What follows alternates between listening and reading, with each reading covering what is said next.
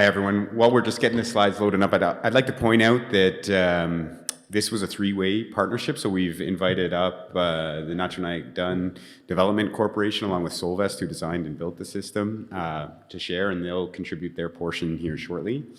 In general, this talk, in spite of the very descriptive one we just heard, it's really a factor that we want to leave things better than we found them, which is a very difficult thing to do in the exploration space. But this partnership is an example of what that looks like by building capacity and adding new ways of doing things that last far beyond just one company's operation.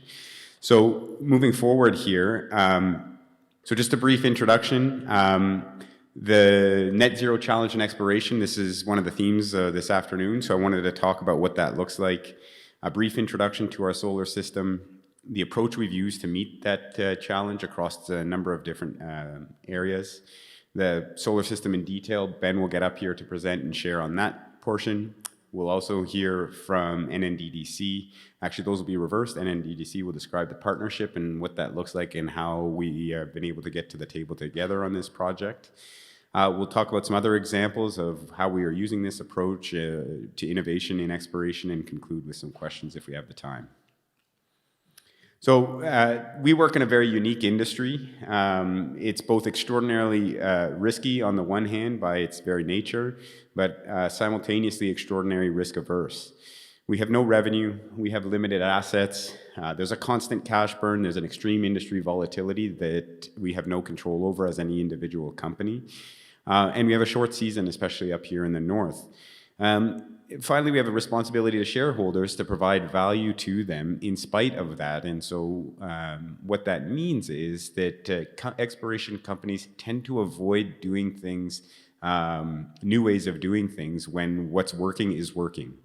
And that challenge is very real.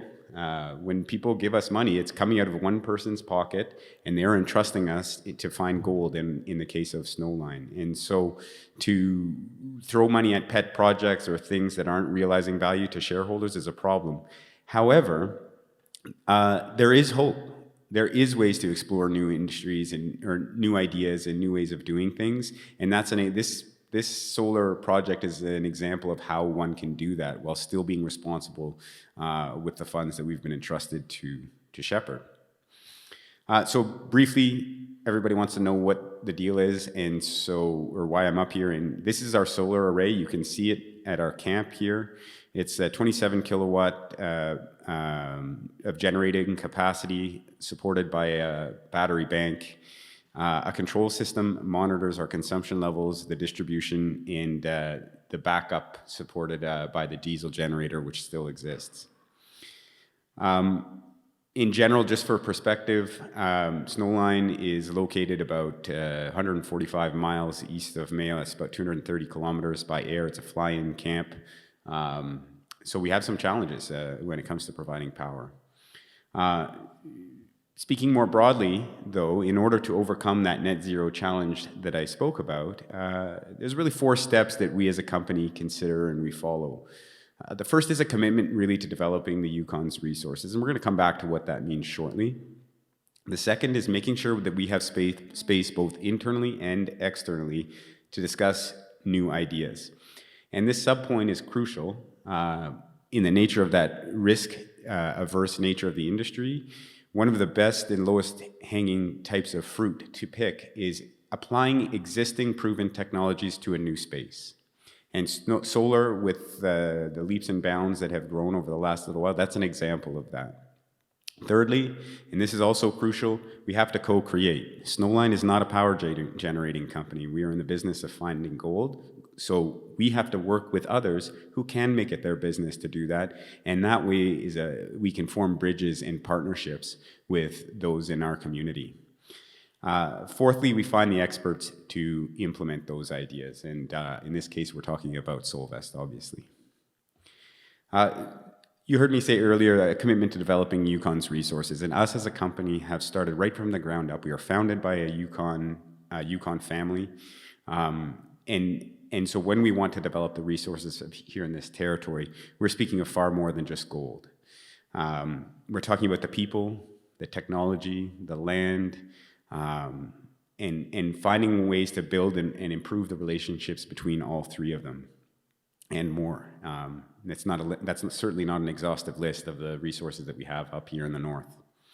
To leave things better than we found them, we really must advocate for all of them to be considered responsible explorers in the territory. And so when we make decisions, like the pursuit of solar, that's what we are doing. And lastly, it really takes a corporate commitment. And Craig, I see our chair is sitting here, and him and Scott have spent a lot of time, Scott being our CEO, developing our core principles. And these are things that we use to evaluate our day-to-day decisions on a regular basis. And those core principles at Snowline are fourfold. They are environmental respect, building community, and you see an example of what that can look like here on the stage. Going big, both from the geological, but also from the broader perspective, and doing it the right way. And so doing it the right way this is altogether an example of those core principles and actions. So space for ideas. This is one of the most important aspects is you have to be able to talk things out. And I'm very comfortable bouncing new ideas. Some of them are crazy and others are not. In this case, I was unloading diesel in June 2021. And I don't know how many of you remember 2 years ago in June 2021, but it was hot, very hot.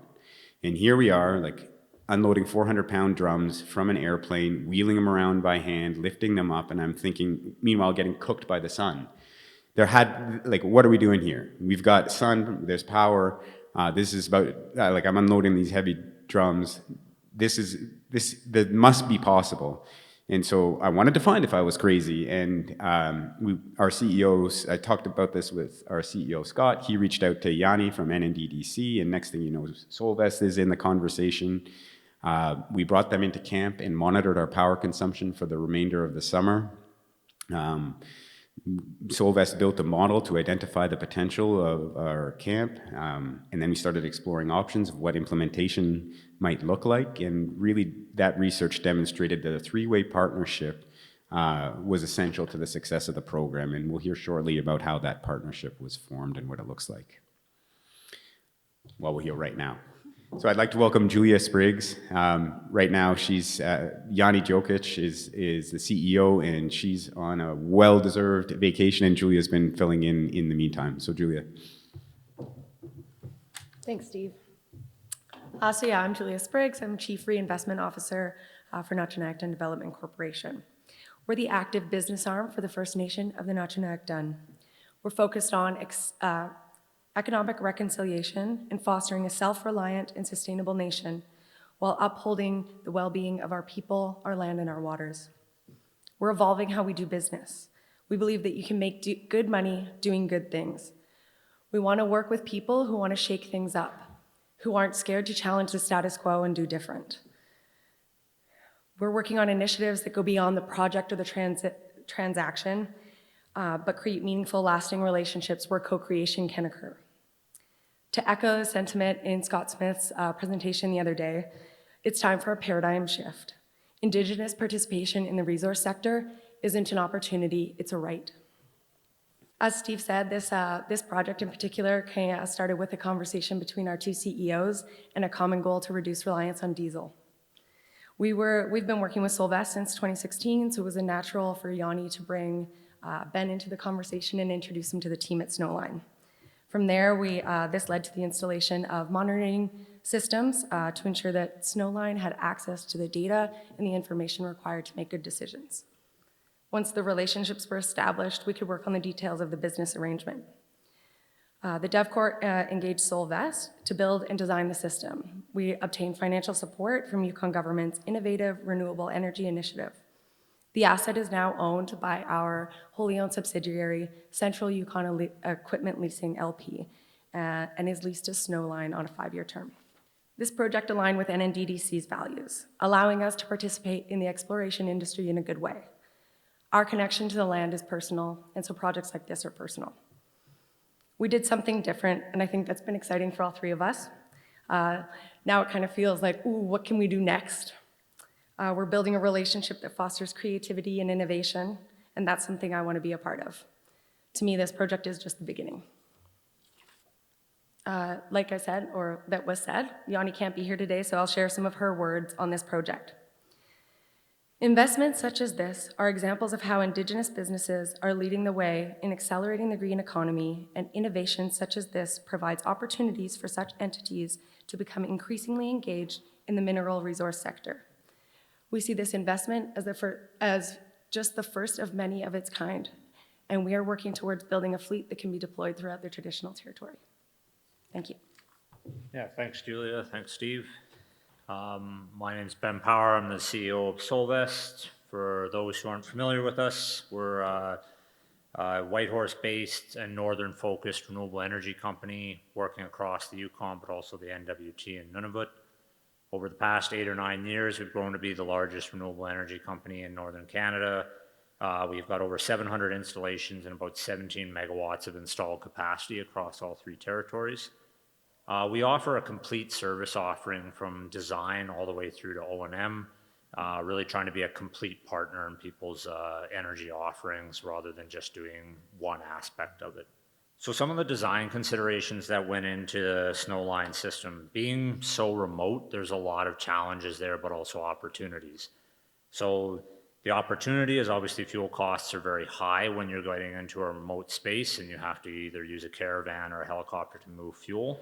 But the same also applies to trying to get a renewable energy system into that setting. So one of the first considerations we made and changes was to use lithium-ion batteries to reduce the weight of the system by over 80%. Some of the trade-offs there were that lithium batteries cannot freeze, so they can't be left there over the winter. So that meant we needed to create a rapid assembly and modular system so that the batteries, as you can see in the lower photo, they're in kind of Pelican cases that can be wired up quickly when you get to site and taken out in less than a day, removed from site, stored over the winter, and put back in the summer.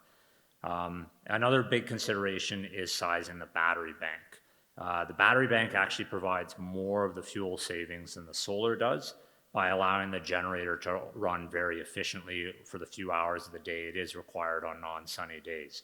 Often in a typical camp, your generator has to be sized to run all of your core saws, your peak load at shift change, but meanwhile in the middle of the night or in the middle of the day, you have very low load on that generator and it's burning a lot of fuel while delivering a very small amount of power, and it's actually damaging the generator over time and increasing maintenance. So making sure that battery bank is sized sufficiently to allow for an efficient charge and sufficient storage of all the solar is really key considerations. So this is more of a detailed overview of the system. There's kind of 3 key components. So the first is the solar array, which Steve referred to. It's a 27 kilowatt solar array built on 2 racking systems there. Really the only, I guess, unique thing about it is the racking used out there is designed to allow for installation on uneven terrain and frost heave. So if there's permafrost or frost heave shifting, the legs on the racking can easily be adjusted to re-level at each season, and it allows for a rather rapid installation as well. The power rack or power pack contains all the inverters and control systems necessary to convert the DC power from the solar array and the battery to AC power for the camp.